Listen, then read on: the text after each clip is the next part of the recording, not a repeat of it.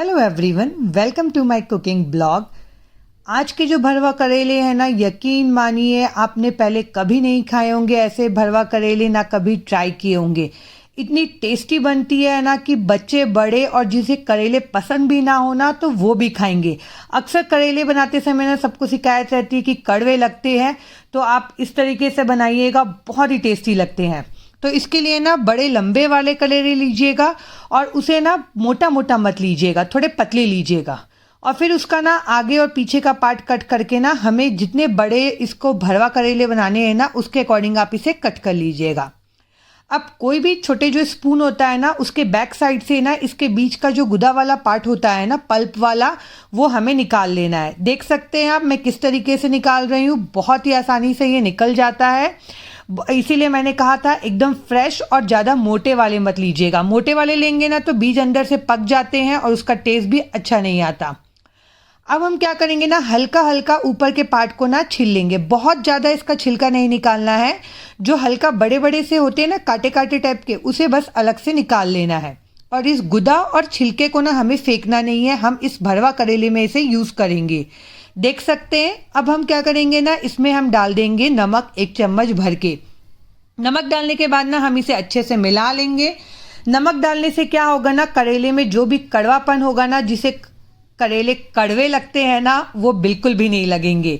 और ये ना बहुत जल्दी यहाँ पे क्या होगा, जब हम इसे पकाएंगे ना तो पक भी जाएगा। और जो छिलका वाला पार्ट था ना उसे भी मैंने नमक डाल के यहाँ पे छोड़ दिया है।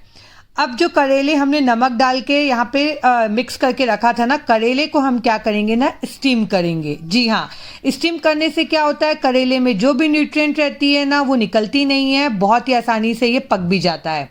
और ये जो छिलका वाला पार्ट है ना, इसे हम छोड़ देंगे थोड़ी देर के लिए। अब इसे हमें स्टीम करना है, तो स्टीमर के लिए पानी डाल दीजिएगा कढ़ाई में या आप इडली के साँचे में, जिसमें भी। और इसे ना 8 से 10 मिनट तक के स्टीम करना है। हमें बहुत ज़्यादा गलाना नहीं है, इस बात का ध्यान रखिएगा। बस 8 से 10 मिनट स्टीम करेंगे ना तो बहुत ही अच्छे से ये सॉफ्ट पड़ जाएगा, गलेगा नहीं। अब इसे हमें ठंडा कर लेना है। और जो हमने छिलके वाला पार्ट रखा था ना, अब हम क्या करेंगे, क्योंकि हमने नमक डाला था तो इससे पानी रिलीज होगा, तो वो पानी को ना हाथों से स्क्वीज करके निकाल लेंगे। ऐसा करने से क्या होगा ना, इस छिलके वाले पार्ट की भी जो भी कड़वाहट होगी ना वो निकल जाएगी। और जब आप करेले बनाएंगे ना, सुपर टेस्टी बनेंगे। अब इधर एक पैन में ना मैंने 1 चम्मच भर के सरसों का तेल डाला है। उसमें डाल रही हूँ आधा चम्मच जीरा, आधा चम्मच सरसों, 1/4 चम्मच कलौंजी और 10 से 15 लहसुन की कलियों को बारीक बारीक चॉप कर लिया है। 1 इंच अदरक को मैंने बारीक बारीक चॉप कर लिया था। और इसे अब हम ना सौटे करेंगे, थोड़ा सा इसे पकाएंगे। लहसुन की क्वांटिटी ना थोड़ा ज़्यादा डालिएगा, बहुत ही बढ़िया टेस्ट आता है इस करेले में। अब जब लहसुन थोड़ा हल्का पक जाएगा ना तो एक प्याज को बारीक चॉप करके इसमें डाल देंगे। बारीक बारीक काटिएगा क्योंकि हमें भरना है स्टफिंग में मसाले को, तो अगर आप बड़ा बड़ा काटेंगे ना तो वो बाहर निकल जाएगा। अब जब टमाटर हल्का सा पक जाएगा ना तो उसमें डाल देंगे वो करेले वाला छिलका और पल्प को, और इसमें डाल देंगे आधा चम्मच नमक, ताकि सारी चीज़ें ना अच्छे से यहाँ पे पक जाए। अब इसे ना हमें भुनना है हल्का से, और ध्यान रखिएगा लो टू मीडियम फ्लेम पे भुनिएगा, जलाना नहीं है यहाँ पे। और अब इसमें जाएंगे कुछ मसाले, हल्दी पाउडर, लाल मिर्च, कश्मीरी लाल मिर्च, थोड़ा सा अमचूर पाउडर डाला है मैंने, आधा चम्मच के करीब जीरा, 1 चम्मच किचन किंग मसाला। इससे टेस्ट ना बहुत ही बढ़िया आता है। अगर आप किचन किंग मसाला नहीं डालना चाहते तो गरम मसाला भी डाल सकते हैं, तो गरम मसाला की क्वांटिटी ना आप थोड़े कम करिएगा। और इसे ना हमें अच्छे से पकाना है 1 से 2 मिनट के लिए, ताकि सारे मसाले अच्छे से भुन जाएंगे। आप देख सकते हैं यहाँ पे मसाले भुन चुके हैं। इस स्टेज में हम डाल देंगे 1 चम्मच बेसन। बेसन डालने से ना एक तो मसाले का टेस्ट बहुत ही गजब का आता है, और मसाले में ना एक बाइंडिंग बन जाती है, जिससे आप जब स्टफिंग करेंगे ना तो आपका जो स्टफिंग है ना वो बाहर नहीं निकलेगा। अब ऊपर से डाल रही हूँ इसमें आधा चम्मच के करीब गुड़। गुड़ डालने से क्या होता है, इसका जो तीखा खट्टापन है ना वो मैनेज होता है और बहुत ही बढ़िया टेस्ट आता है।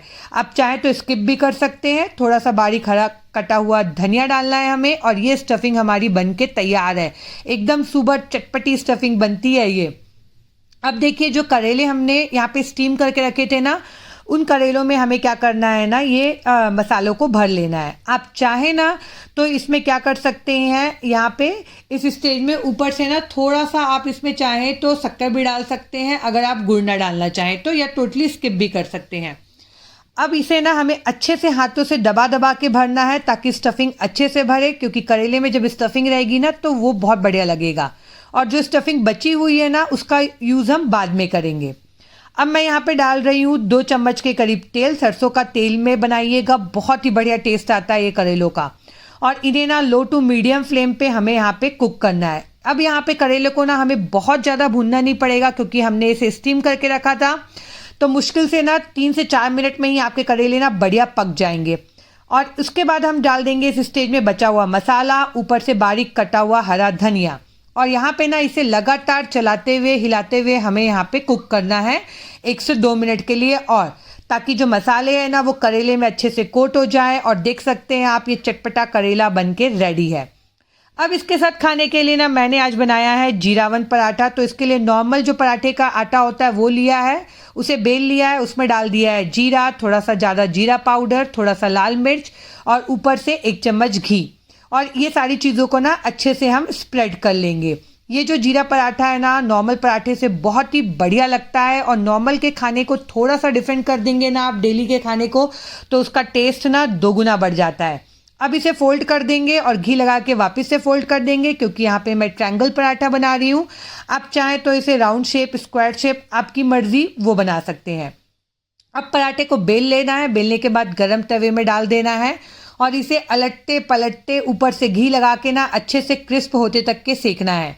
इसे घी में सेकिएगा, बहुत ही बढ़िया टेस्ट आता है। अगर घी में ना चाहें तो तेल भी यूज़ कर सकते हैं।